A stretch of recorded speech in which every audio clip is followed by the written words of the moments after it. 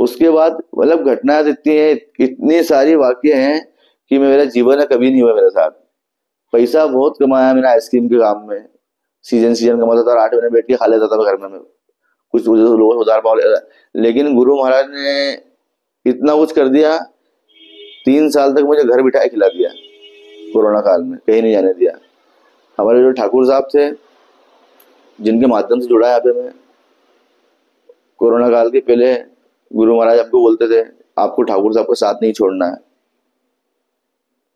ठाकुर साहब को बोलते थे कि आपको सोनू को नहीं छोड़ना है।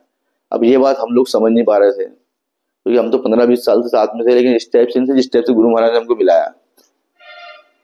ठीक है, थेरेपी सेंटर जाते वहां भी यही बात बोलते थे आपको ठाकुर साहब को नहीं छोड़ना है, और ठाकुर साहब सोनू को नहीं छोड़ोगे। ठाकुर साहब मुझे बोलते यार क्या बात है, गुरु महाराज तेरे को बहुत मेहरबान है। बोले यार वो तुझे बार बार बोलते हैं कि यार ठाकुर साहब के साथ में छोड़ना, तुमको सोनू को नहीं छोड़ना है। नहीं, मुझे अब बस जैसी गुरु महाराज की इच्छा। जब कोरोना काल में जब वो हॉस्पिटल में भर्ती वगैरह हो गए, और जब उनके पास अब गुरु महाराज का आदेश था कि आपको छोड़ना नहीं है, चाहे फिर कोरोना हो चाहे कुछ भी हो।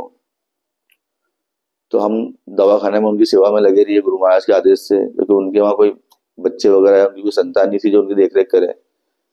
वो गुरु महाराज के आदेश से उनकी सेवा करते रहिए। अब कोरोना में संस्कार हॉस्पिटल के अंदर हम लोगों ने भी मास्क नहीं लगाया था, लेकिन जब हमारी तबीयत थोड़ी सी बिगड़ने लगी तो मंदिर पर आई को जानकारी दी कि तबीयत खराब हो रही है हमारी, ऐसी सी बात है। तो आई खुद स्वयं हमको साधन देने हॉस्पिटल आए। उस टाइम में ऑक्सीजन का बाटला लेने पीतमपुर गया हुआ था।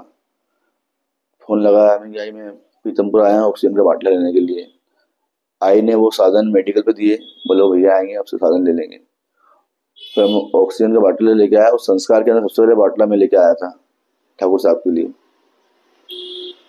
और जब मेडिकल पे गया तो उन्होंने भाई साहब आपके लिए कुछ साधन दे गए। आई साधन मैंने और मेरी मिसेस ने रखा है कि हमारे पास।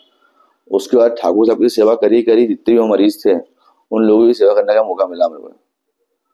तो सब बोलते ठाकुर साहब को बोलते हैं यार तुम्हारा छोरा बहुत मेहनत कर रहा है, बोले तुमको बचा के ले जाएगा, बोले हम सबकी देख रेख कर रहा है बोले, और मार्क्स नहीं लगाया उसको। इसको इतना किस चीज पे विश्वास है?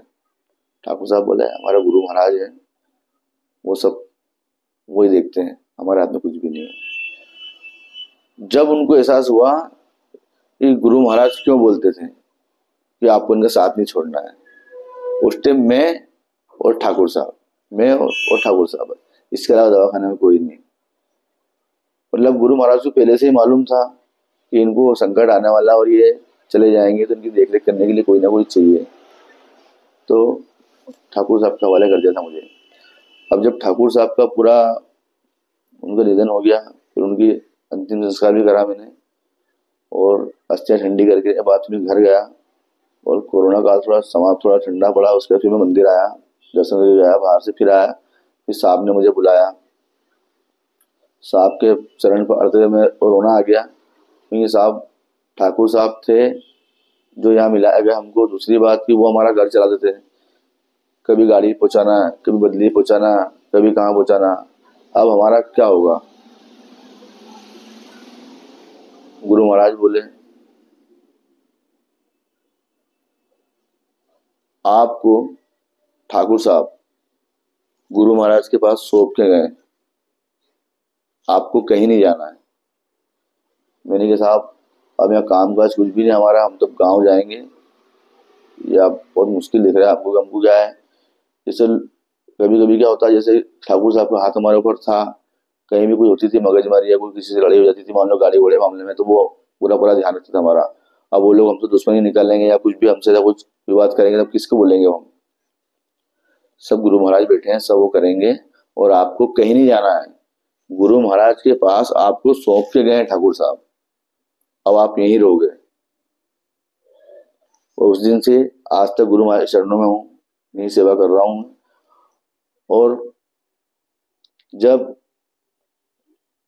ठाकुर साहब के परिवार के लोग ठाकुर साहब से पूछते थे कि भैया ये सोनू भैया को आप इतना ध्यान रखते हो, उसका कारण क्या है? तो उन्होंने बोला गुरु महाराज ने उनको, गुरु महाराज ने मुझे दे रखा है उसको, वो मेरे सारे काम वही करता है। मतलब गुरु महाराज ने जिनकी संतान नहीं थी उनको संतान भी दी है, ये आपकी सेवा करेगा। और उस संतान को सुरक्षित रखने का काम गुरु महाराज ने करा है कि किसी चीज की संकट ना आए इसके ऊपर।